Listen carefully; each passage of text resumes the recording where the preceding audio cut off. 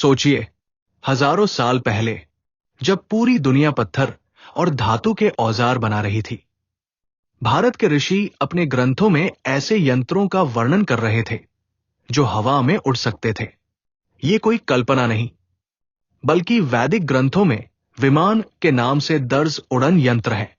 क्या यह संभव है कि आधुनिक हवाई जहाज से हजारों साल पहले हमारे ऋषियों को उड़ान की तकनीक का ज्ञान था? रामायण में पुष्पक विमान का उल्लेख मिलता है।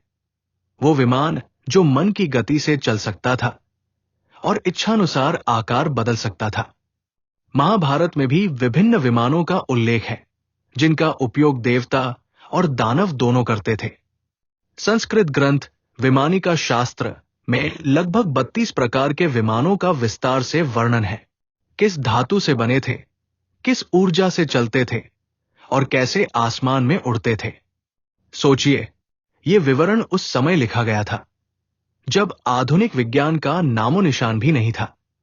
अब सवाल उठता है, क्या ये सिर्फ पौराणिक कथाएं हैं या फिर इनका कोई वैज्ञानिक आधार भी है? विमानिका शास्त्र में जिन धातुओं का उल्लेख है, वे हल्की और मजबूत मिश्र धातु जैसी लगती है, ठीक वैसी ही जैसी आज एरोस्पेस इंडस्ट्री उपयोग करती है। कुछ ग्रंथों में गुरुत्वाकर्षण विरोधी शक्ति का जिक्र है, जो आज की भाषा में एंटीग्रेविटी या मैग्नेटिक propulsion जैसा लगता है।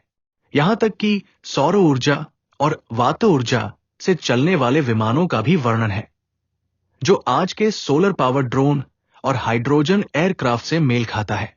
क्या ये सब महज कल्पना थी, या हमारे ऋषि ध्यान और योग बल से भविष्य की झलक देख चुके थे? वैज्ञानिक जगत में इस विषय पर मतभेद है। कुछ इसे मिथक मानते हैं, तो कुछ शोधकर्ताओं का कहना है कि इन ग्रंथों में छिपे संकेत भविष्य की तकनीक को समझने में मदद कर सकते हैं। नासा और कई आधुनिक वैज्ञानिकों ने भी स्वीकार किया है कि प्राचीन सभ्यताओं के पास ऐसा ज्ञान था जो आज भी हमारी पहुंच से परे है। शायद यही कारण है कि विमान और प्राचीन उड़न यंत्र आज भी सबसे रहस्यमयी विषयों में गिने जाते हैं। तो दोस्तों, सवाल यही है, क्या ये विमान केवल कल्पना थे, या हमारे ऋषि वास्तव में ब्रह्मांड और विज्ञान की उन गहराइयों तक पहुंच चुके थे जहां आज भी हम संघर्ष कर रहे हैं? सच चाहे जो भी हो, पर एक बात तय है, भारत की प्राचीन परंपरा केवल धर्म और अध्यात्म की नहीं, बल्कि गहन विज्ञान और भविष्य दृष्टि की भी धरोहर है। और यही हमें गर्व से कहने पर मजबूर करती है, हमारा अतीत ही हमारा भविष्य है।